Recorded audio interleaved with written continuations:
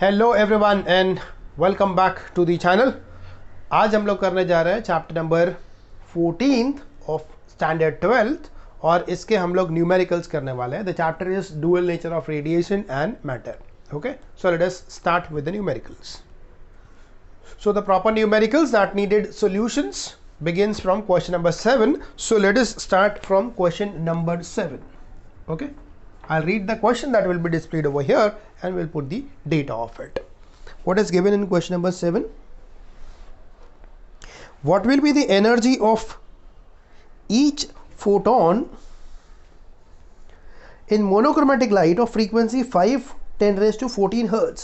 So frequency is given 5 10 to the power 14 hertz. Okay, frequency अपने पास given है. The question is what will be the energy of one photon? Okay, find क्या करना है? Energy find करना है, right? अभी इससे सिंपल तो शायद क्वेश्चन होगा नहीं, ये डायरेक्ट फॉर्मूला है. क्या है फॉर्मूला एनर्जी के लिए? E is equals to, since E is equals to h nu, that's it. Therefore E is equals to h का वैल्यू हम लोग यहाँ पे 6.63 10 raised to minus 34 लेने वाले हैं throughout the chapter. Okay, and frequency कितना है? Frequency is 5 into 10 to the power 14, right? Just ये 6.63 और 5 का मल्टीप्लिकेशन कर लो एंड तुमको ये नंबर आ जाता है 3.31. तो it is 3.31 10 to the power minus 19 joule. Okay, solve करके यहाँ पे आंसर आएगा. अब अगर तुमको आंसर जूल में निकालना है तो तुम्हारा answer is over. Okay, but it is sometimes के find the answer in electron volt. Electron volt यहाँ पे कॉमन कंसेप्ट है इस चैप्टर में. तो इलेक्ट्रॉन वोल्ट में कन्वर्ट करने के लिए इलेक्ट्रॉन का जो चार्ज है 1.6 10 raised to minus 19, उससे इसको डिवाइड करोगे.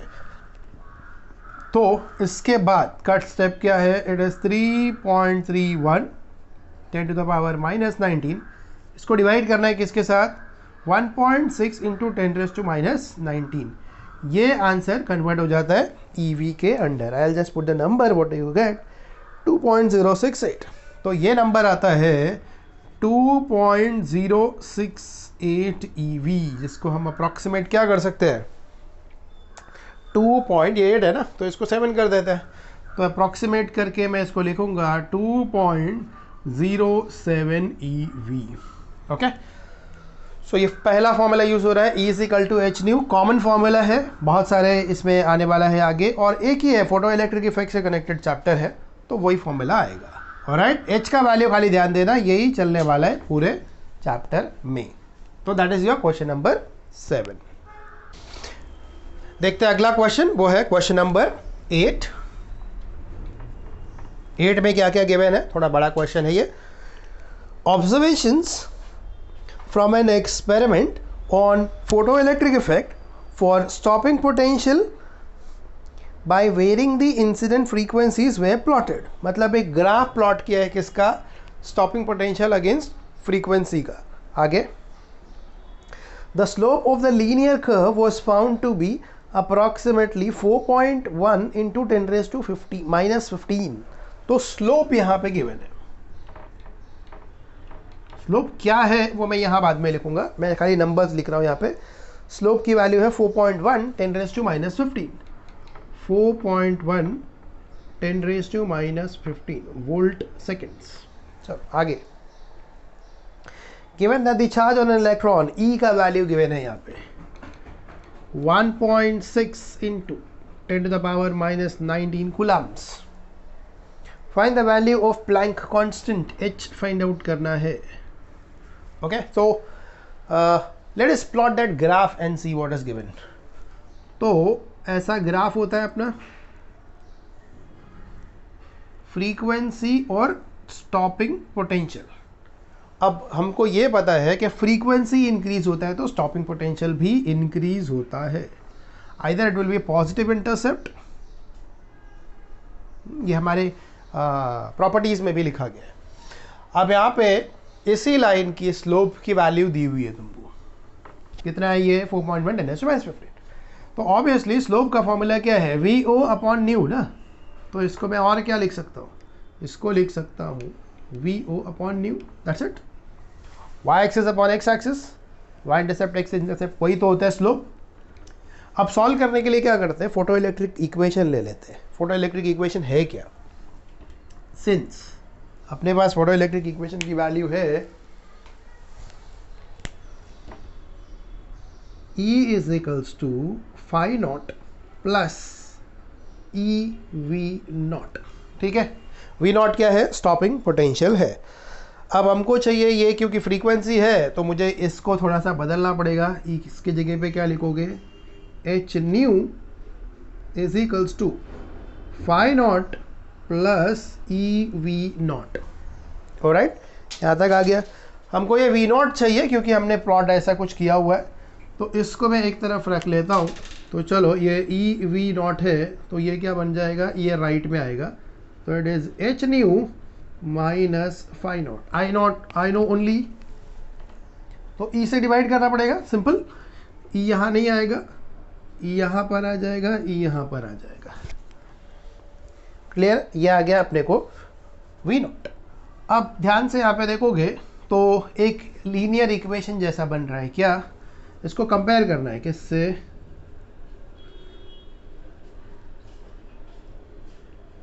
On comparing y is equals to mx plus c।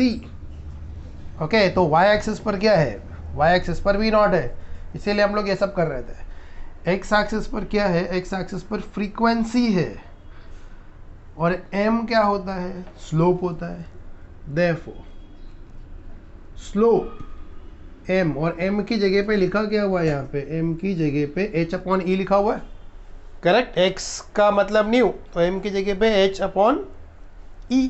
Now what is known to you, slope की वैल्यू तो नोन है, e की वैल्यू भी नोन है, हमको चाहिए h, तो h की वैल्यू क्या हो जाएगी, h is equals to m into E. m की वैल्यू मैं यहाँ से ले रहा हूँ 4.1 10⁻⁻15, e का वैल्यू है 1.6 इंटू 10⁻⁻19। इसको क्या करना है, पूरा का पूरा मल्टीप्लाई कर लेना है, यह आ जाएगा 6.56 10⁻34 जूल सेकेंड्स। ओके, तो ये है हम लोगों का h का value, right. So that is your question number 8। Let us begin with the next question. Question number 9. Question seems quite big. बहुत सारी चीज़ें यहाँ पे देखते हैं क्या क्या given है 9 में। The threshold wavelength of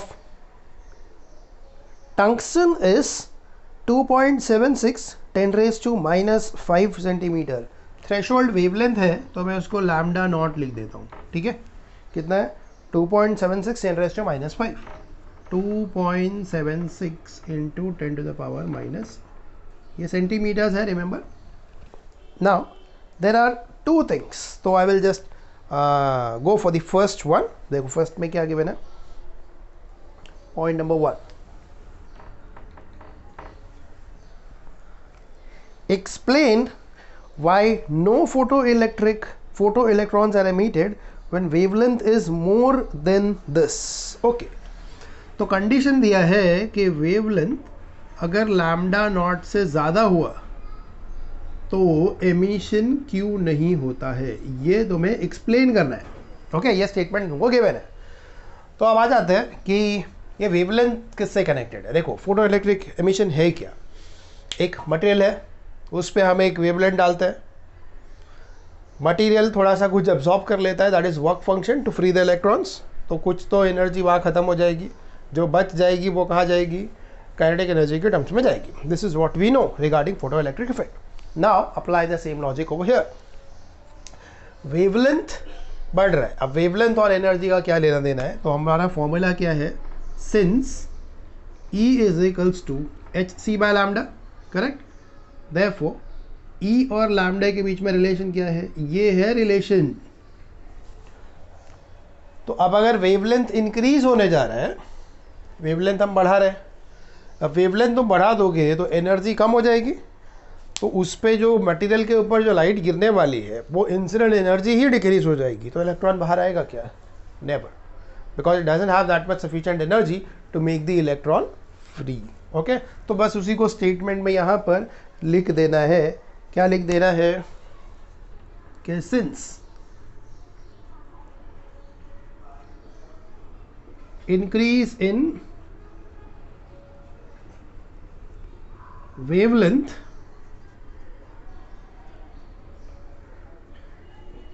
decreases the incident energy, therefore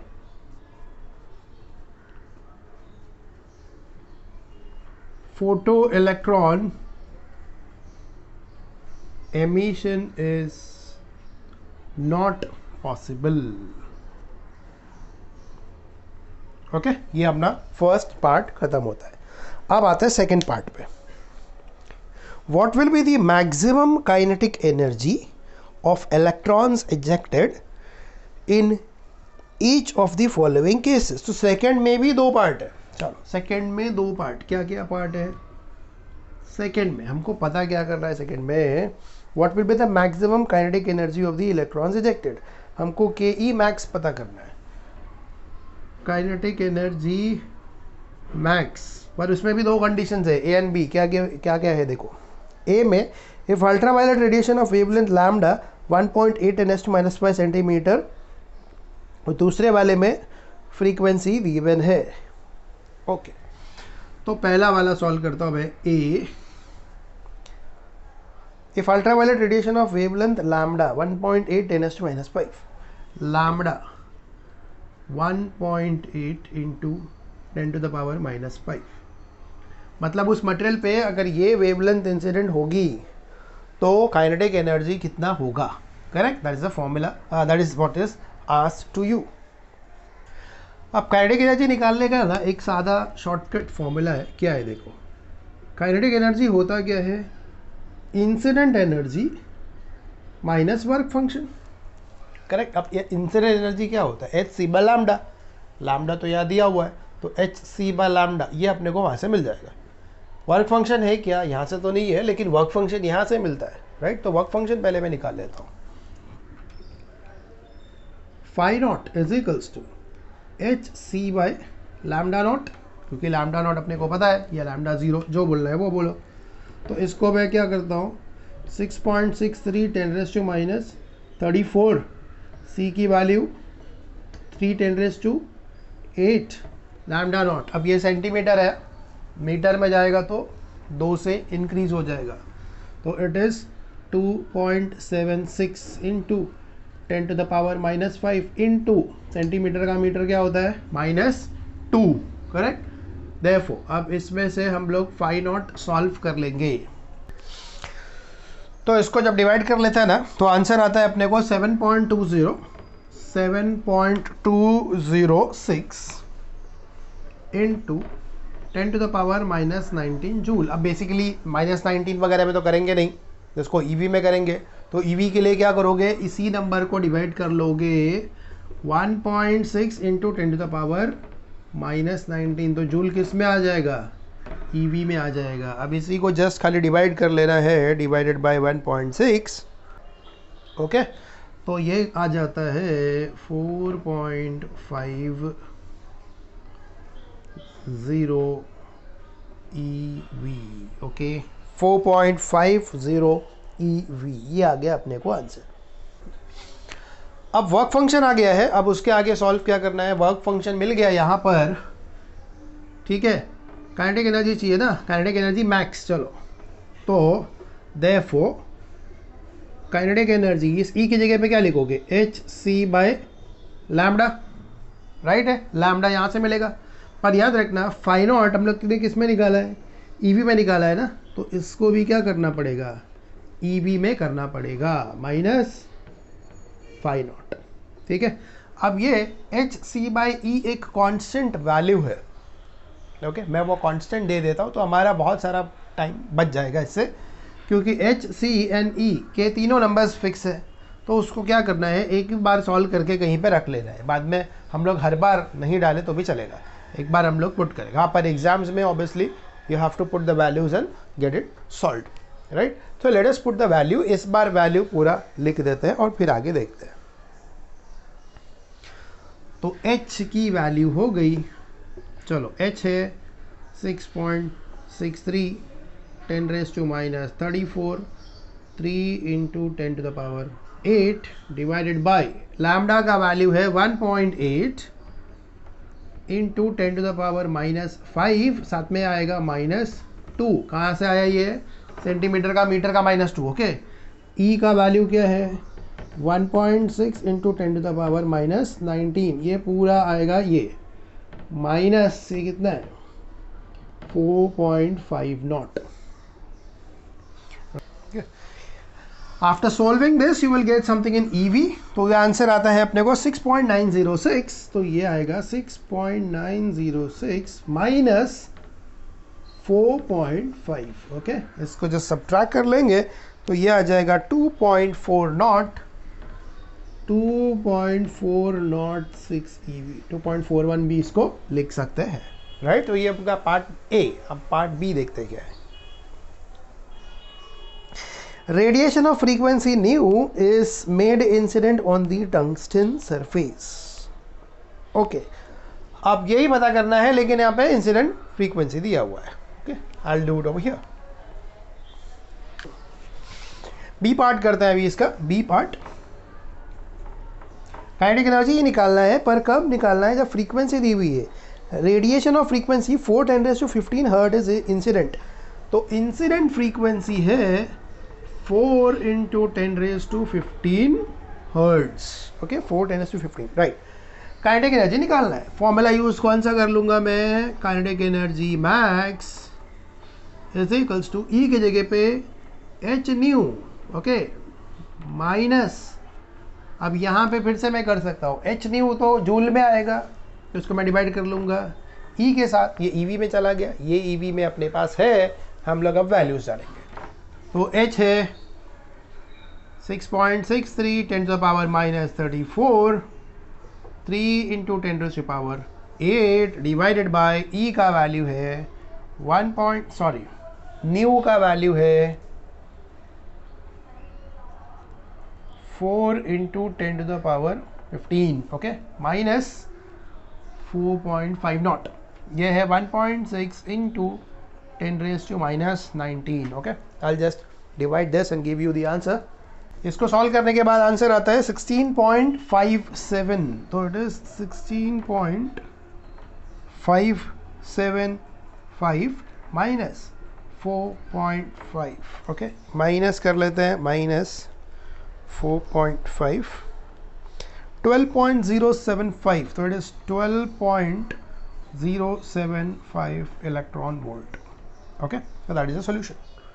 now इतना बड़ा सॉल्यूशन एग्जाम में नहीं आएगा, ऑब्वियसली देयर आर 2 और एक्चुअली 3 थिंग्स आस्क्ड। तो एग्जाम्स में हमको इंडिविजुअल 1 आ सकते हैं, 2 आ सकते हैं, not such a big question will come, correct. तो यहाँ पे 3 चीज़ें हो गई। एक तो रिलेशन का काम हो गया, और काइनेटिक एनर्जी 2 तरीके से, किसमें? एक बार अपने को वेवलेंथ दिया रहेगा, और एक बार हमें वेवलेंथ के टर्म्स में दिया है, और एक बार हमें फ्रीक्वेंसी दिया है। तो that will complete your question number 9। Now this question number 9, I will end this video. I don't want to make the video big, क्योंकि ये 18 questions है, यहाँ पे 18 है, तो probably I will take 3 videos to do that in small patches, because the questions are quite big, okay.